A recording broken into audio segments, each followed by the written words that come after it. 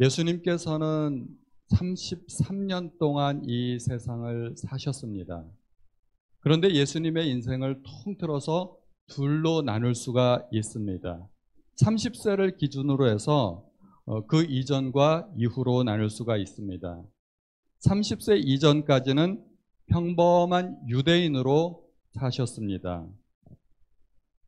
이 인생을 일컬어서 주님의 사생애라고 부릅니다. 사사로운 그런 생애. 그런데 30세 이후는 주님의 생애가 완전히 달라집니다. 군중을 이끌고 다니면서 설교하시고 귀신들을 내어 쫓으시고 병자들을 고치시고 제자들을 가르치시며 천국 복음을 전파하셨습니다.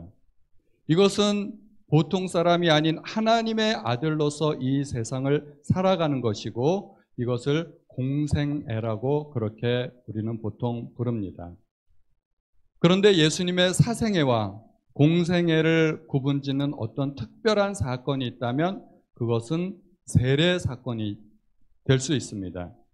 예수님은 세례를 받으심으로 사생애를 끝내시고 공생애를 시작하시게 됩니다.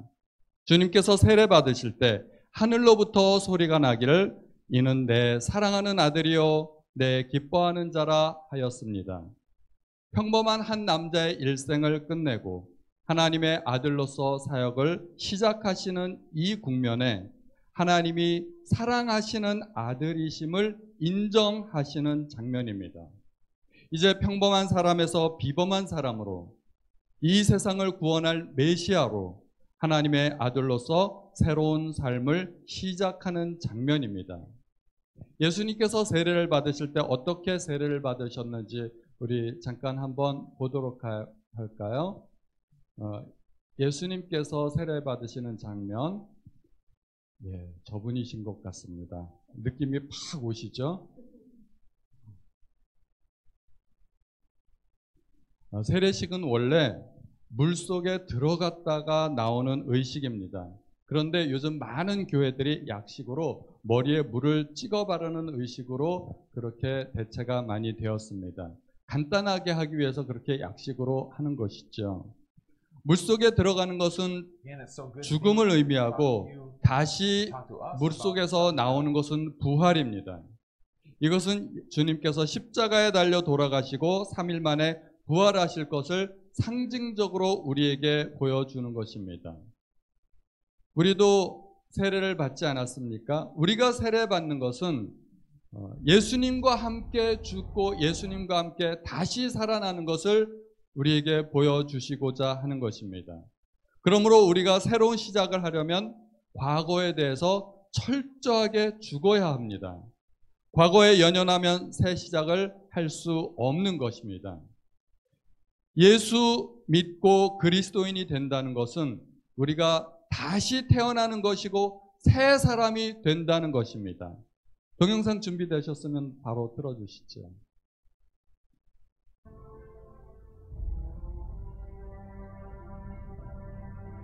역시 주인공은 다르죠. There is one to come, greater than me, who will baptize with fire. 이 목소리는 세례 요한의 목소리입니다. 저 물속에 있는 이 사람은 세례 요한이죠.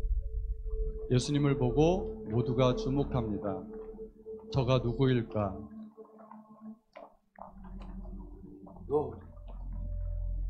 롯, 주님 알아봤죠? 요한은 알아봤습니다. Don't stop. 계속 하라는 Surely I 거예요. need you to baptize me. 내가 주님께 세례를 받아야 할 터인데 어찌 나에게 오시나이까? 그런 질문이죠.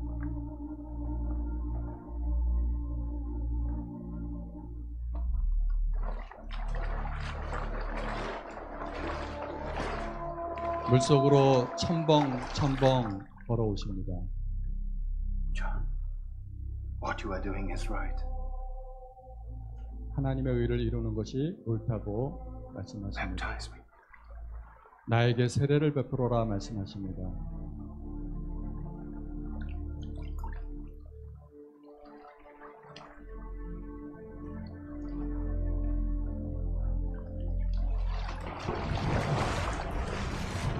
예수께서 죽으시고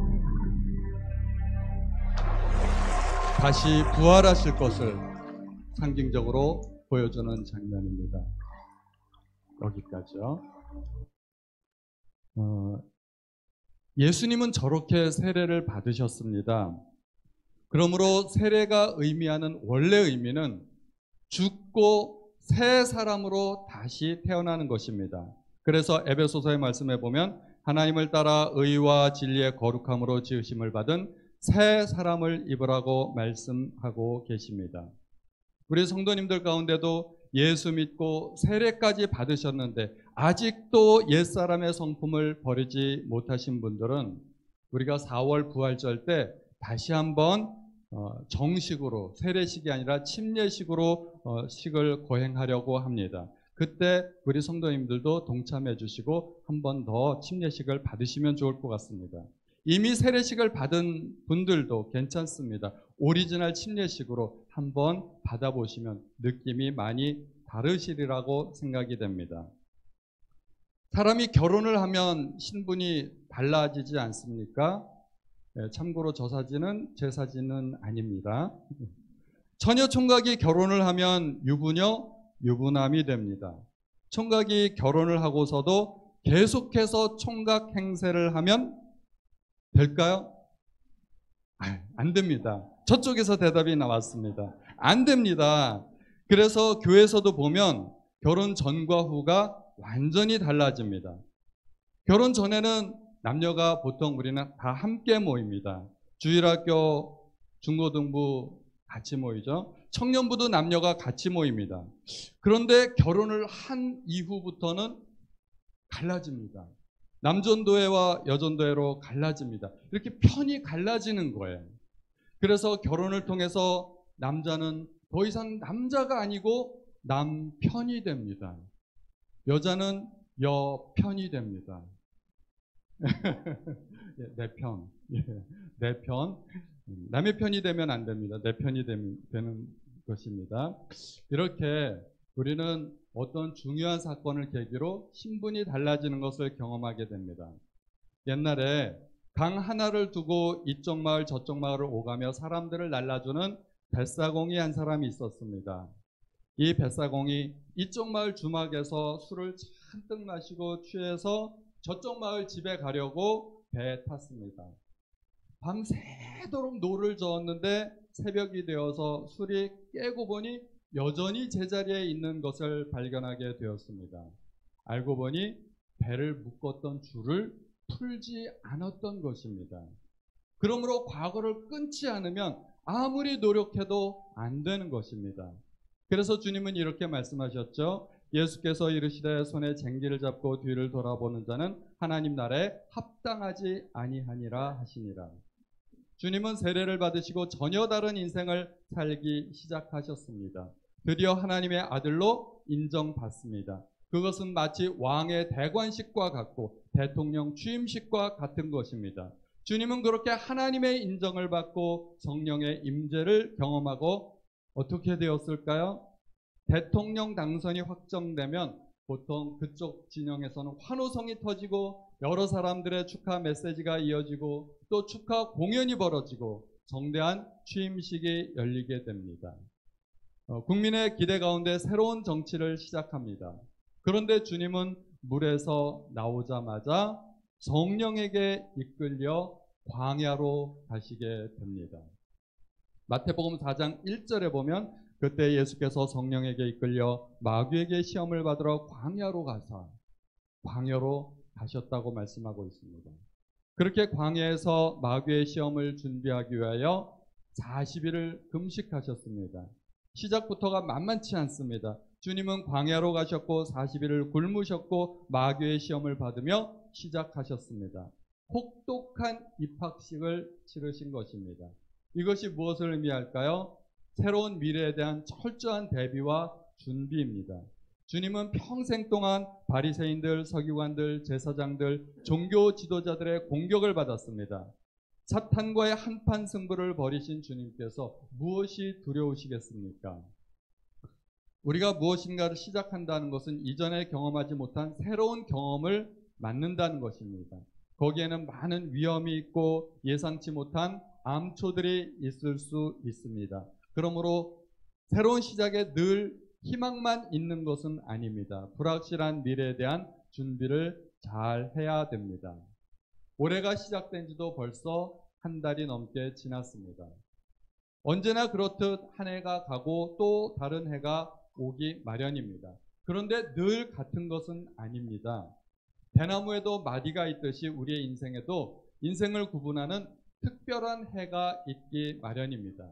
예를 들면 졸업과 입학입니다. 초등학교 5학년과 6학년은 많이 다르죠. 많이 다르지만 초딩과 중딩은 더 많이 다릅니다. 어마어마한 차이가 있습니다. 중딩과 고딩도 많이 다릅니다. 고딩과 대딩은 하늘과 땅 차이로 또 다르게 됩니다. 우리 졸업생들이 졸업을 하면 이제는 더 이상 초등학생이 아니고 중학생이 아니게 됩니다. 그러므로 더 성장하고 더 성숙하시기 바랍니다. 시작의 반대말은 뭘까요? 끝입니다. 그런데 묘하게 항상 시작과 끝은 같은 지점에서 발생합니다. 무엇인가 끝난다는 말은 다른 무엇인가가 시작된다는 말입니다. 초등학교를 졸업하면 중학교가 시작되고 중학교가 끝나면 고등학교가 시작됩니다. 새로운 시작을 잘 하려면 끝을 잘 맺어야 합니다. 우리가 오늘 졸업 입학 예배로 드리는데 졸업과 동시에 상급 학교에서의 새로운 생활을 우리 학생들은 준비해야 됩니다. 주님께서 세례 받으시고 새로운 삶을 시작하셨듯이 우리 성도님들도 그리고 우리 졸업생들도 더 성숙하고 더 성장하는 하나님의 자녀들이 되시기를 예수님의 이름으로 축원드립니다.